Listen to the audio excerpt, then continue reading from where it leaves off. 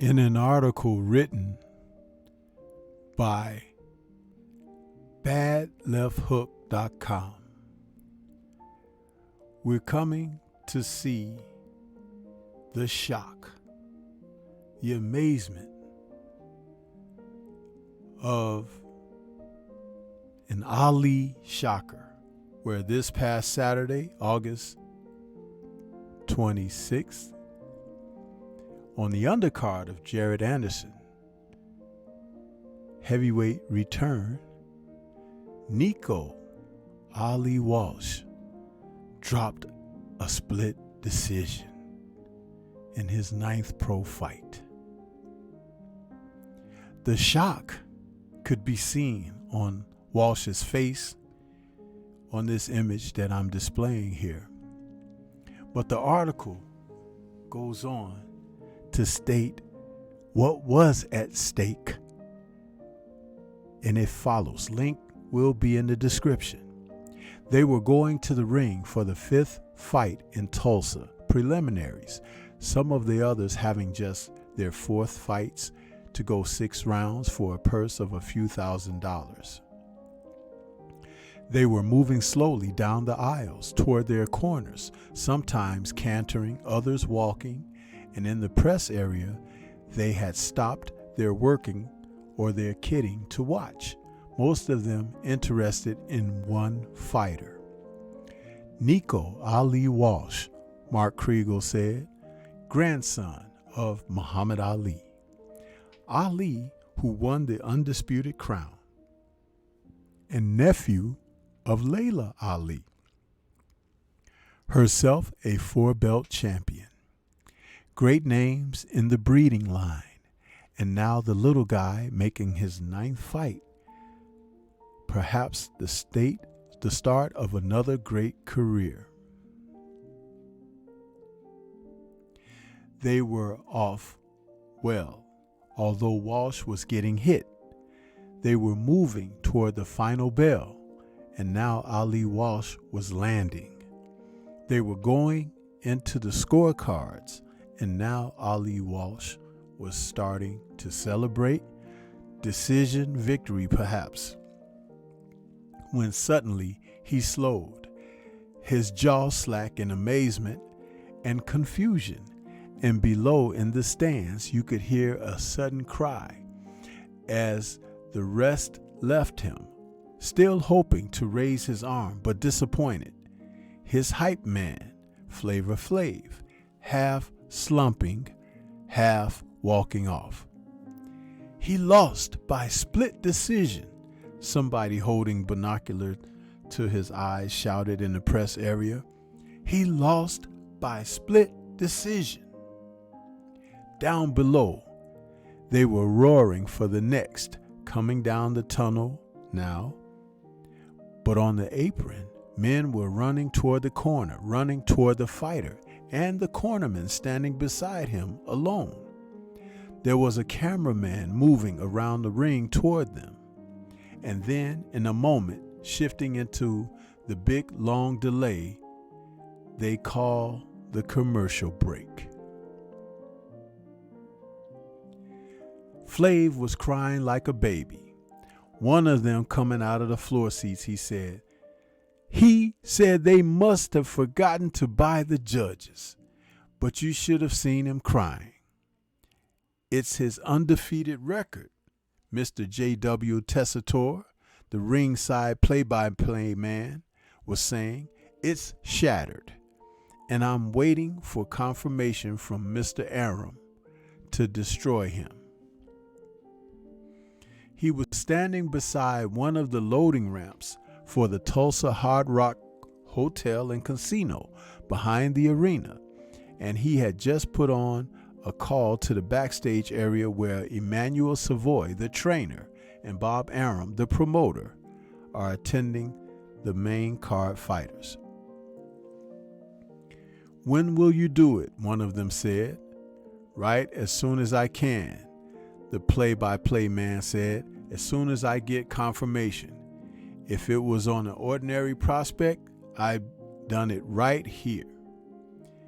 He walked across the arena, around another dressing room to where they had the 2022 WBC Prospect of the Year.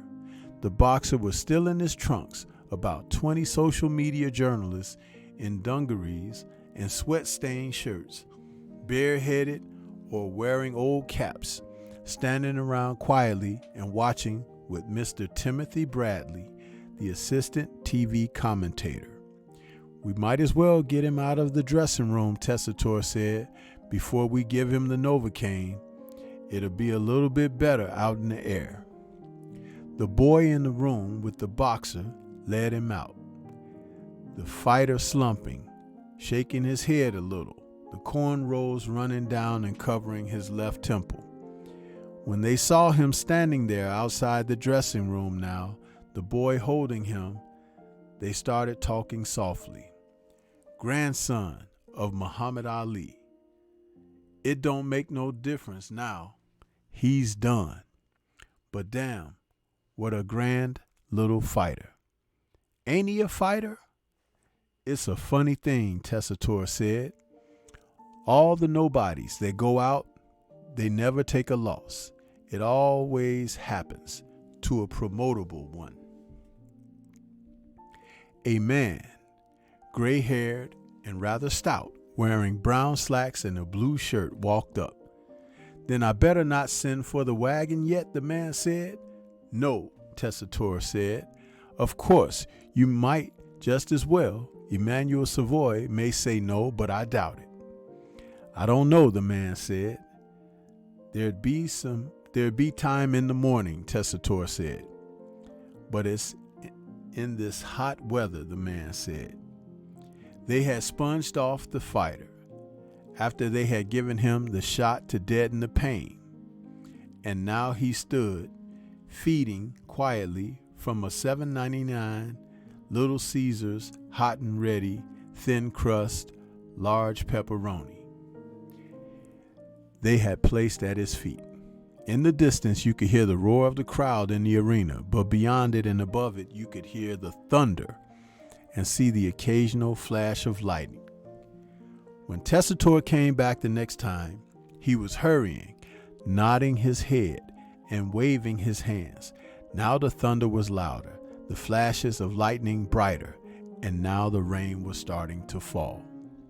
"All right," he said, shouting to Bradley. "Emmanuel Savoy talked to Mr. Aram. We've got the confirmation." They moved the curious back, the rain falling faster now, and they moved the fighter over close to a pile of loose bricks. Bradley had the hood of his robe, and Tessitore had the gun, shaped like a bell with the handle at the top. This bell he placed the crowd silent on his fighter's career, just between the hype and the hope. The fighter stood still, and then Tessitore, with the hammer in his other hand, struck the handle of the bell. There was a short, sharp sound, and the fighter toppled onto his left side, his eyes staring, his legs straight out, the free leg quivering. "All," someone said. That was all they said. They worked quickly, the two announcers, collecting the judges' scorecards as evidence for the insurance company, and the crowd silently watching. Then the heavens opened, the rain pouring down, the lightning flashing, and they rushed for the cover of the Hard Rock Hotel and Casino, leaving alone on his side near the pile of bricks, the rain running off his hide, his career dead an hour and a quarter after his 9th fight. Nico Ali Walsh, nephew of Layla Ali, grandson of Muhammad Ali. This is all in jest of what happened to Nico this past Saturday when he lost his split decision, and the surprised and astonished look on his face as he dropped the decision.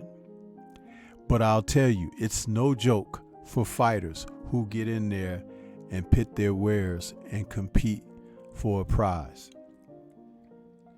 Walsh has had the benefit of the Ali name and bloodline and has come through the sport of boxing, fighting on top-ranked cards, being televised, even as he is taking the baby steps because he doesn't really have an amateur background, and learn along the way. He has shown some improvement, but yet and still, it's a dangerous road to navigate because when you're inexperienced, a lot of things can go wrong in there. And this past Saturday, it went wrong for Nico. But he'll be back. But how much more on television will we see him? It remains to be seen. So, as we look ahead to what may be on the horizon for Nico Ali Walsh, just understand that even the greatest had a setback or two in his life and career. And he could learn a great deal more by just hunkering down and trying to be the best that he could be. What do you think? This is Stormy B Man. Shout out to the mighty LDBC and Liberated Perspective, a third eye view of the world. For more content such as this, please like, comment, subscribe, and share. Would you like to see Nico Ali Walsh again come back and try to do something to turn his career around?